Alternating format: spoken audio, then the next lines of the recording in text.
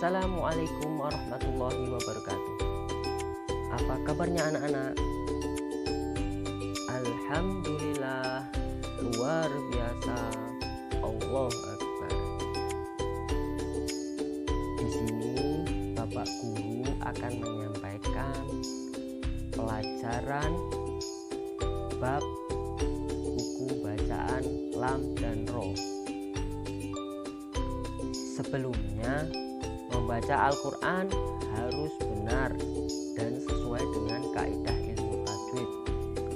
Apabila salah dalam membaca akan merusak arti dan makna yang terkandung di dalamnya.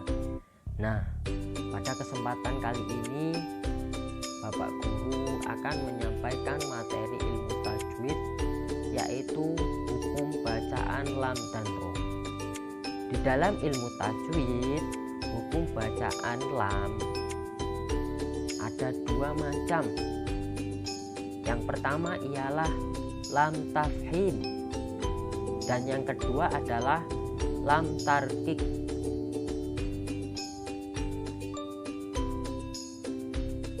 Yang pertama adalah lam tafhim. Ada yang tahu apa itu lam tafhim?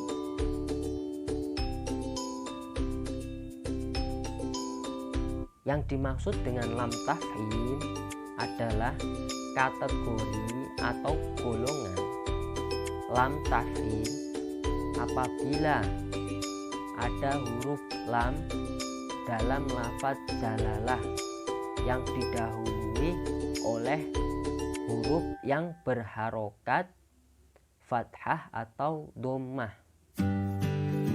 Cara membacanya lam tafhim ini harus memonyongkan atau memajukan mulut.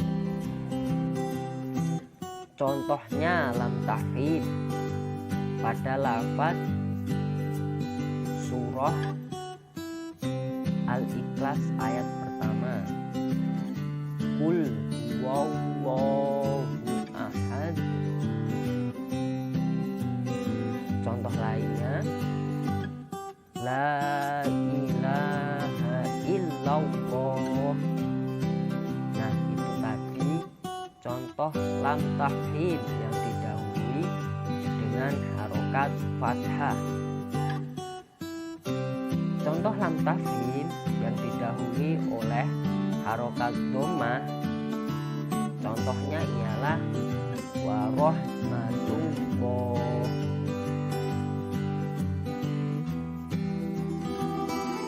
Dapat dipahami anak-anak? Nah, itu tadi penjelasan mengenai hukum lam tafhim.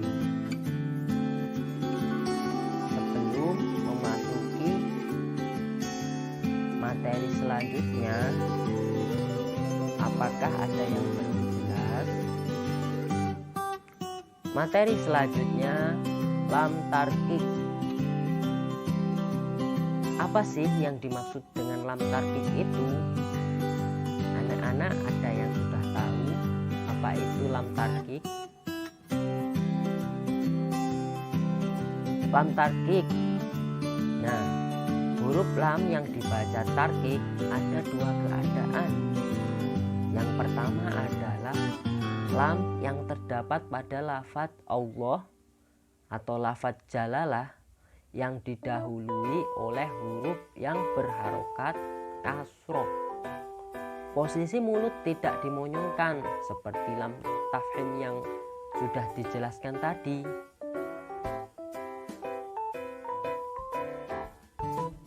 Contohnya pada lafaz basmalah, Bismillahirrahmanirrahim. Bismillah. Nah, harus dibaca tarkik atau tipis, bukan dibaca Bismillah. Salah, harus dibaca tipis atau tarkik.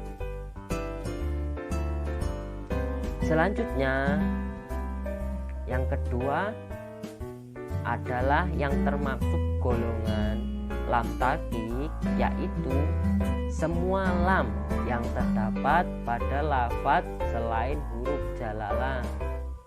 Nah, tentu saja banyak contohnya dalam Al-Quran. Contohnya ialah wa'alama likulli lumazah. Itu tadi penjelasan mengenai hukum lam taqiq. Nah, itu tadi penjelasan mengenai hukum pembacaan lam tafhim dan lam tarqiq. Sebelum memasuki materi selanjutnya, apakah anak-anak ada yang belum jelas?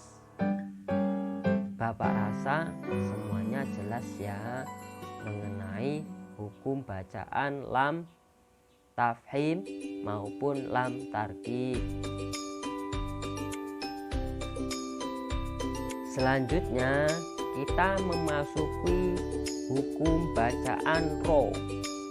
Hukum bacaan ro dibagi menjadi 3. Yang pertama adalah ro yang dibaca tebal, yang kedua adalah ro yang dibaca tipis, yang ketiga adalah ro yang dibaca tebal maupun yang dibaca tipis. Ro yang dibaca tebal memiliki beberapa syarat.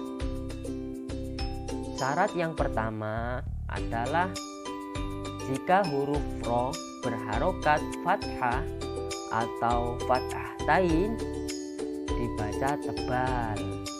Contohnya Rabbukum, naron, alam taro.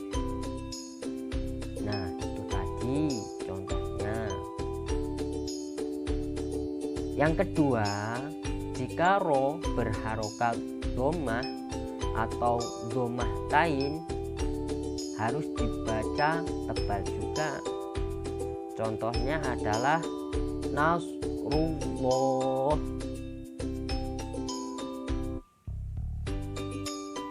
Yang ketiga, jika ro berharokat sukun sesudahnya huruf fathah atau dhammah maka dibaca tebal juga. Contohnya adalah wa arsala.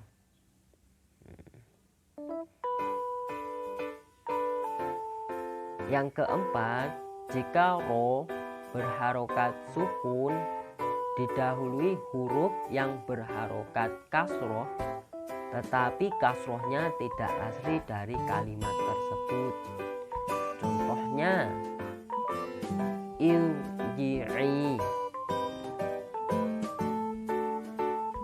Yang kelima, jika ro didahului harokat sukun sedangkan huruf sebelumnya berharokat kasroh asli, namun sesudahnya ro sukun itu adalah huruf isti'la, harus dibaca tebal. Nah, di sini ada yang tahu huruf isti'la itu apa saja?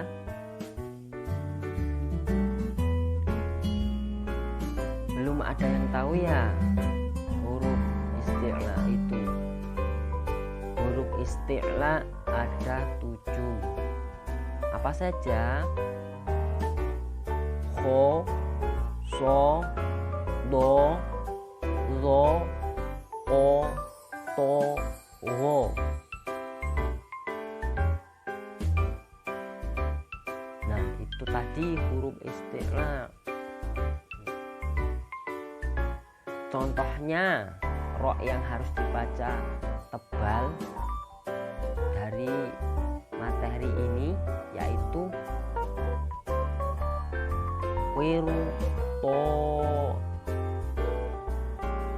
wirtos, mirsod, mirsod. Nah, itu tadi penjelasan mengenai ro yang dibaca tebal atau yang dibaca tafhim.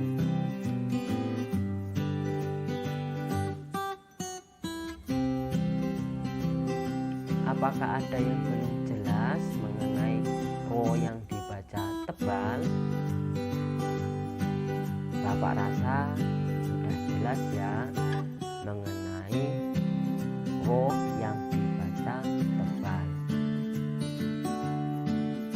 Baik, selanjutnya kita memasuki ro tarkik atau ro tipis. Nah, di dalam ilmu tajwid, ro dibaca tipis harus memenuhi beberapa syarat.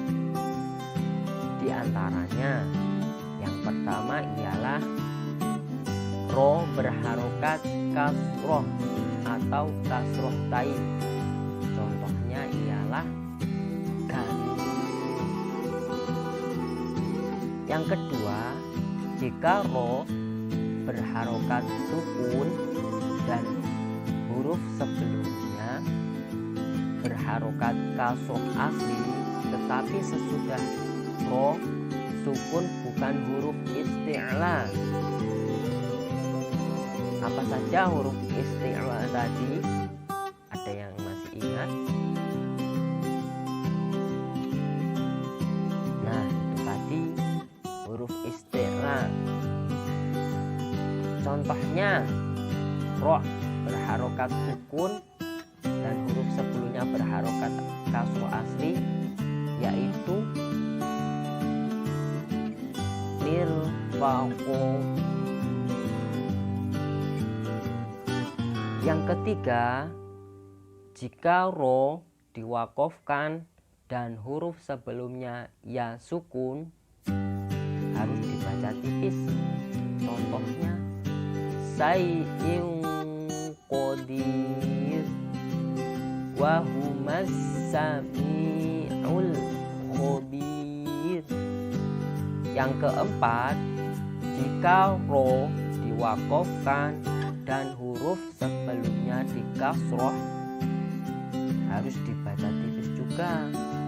Contohnya, wala nasir wal kafir. Itu tadi penjelasan mengenai ro yang dibaca tipis atau ro tarkik. Di sini anak-anak, apakah ada yang belum jelas? Bapak rasa sudah jelas mengenai bacaan ro yang dibaca tipis atau ro tarkik.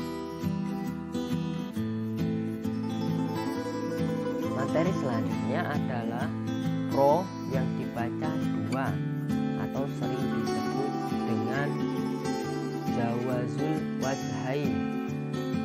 Artinya boleh dibaca tebal dan boleh dibaca tipis. Huruf ro boleh dibaca tafhim atau tarkik jika ro itu disukun dan huruf sebelumnya dikasroh, sedangkan setelah ro sukun itu ada huruf isti'la yang dikasroh. Artinya huruf isti'la yang dikasroh ditambah ro sukun. Contohnya min irdih dan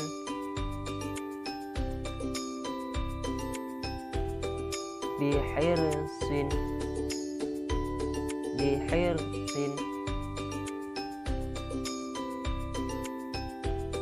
Contohnya yang dibaca tebal, min irdih, min irdih. Dan bihirsin. Itu tadi penjelasan hukum bacaan ro. Nah, itu tadi sekian penjelasan Bapak Guru mengenai hukum bacaan lam dan ro. Di sini apakah ada yang belum jelas mengenai hukum bacaan lam dan ro? Bapak rasa sudah jelas ya mengenai hukum bacaan lam dan ro. Untuk minggu depan anak-anak mempraktekkan satu persatu. Bapak panggil sesuai absennya. Yang Bapak harapkan dari anak-anak semuanya paham mengenai hukum bacaan lam dan ro yang sudah Bapak jelaskan tadi. Sekian materi yang Bapak sampaikan.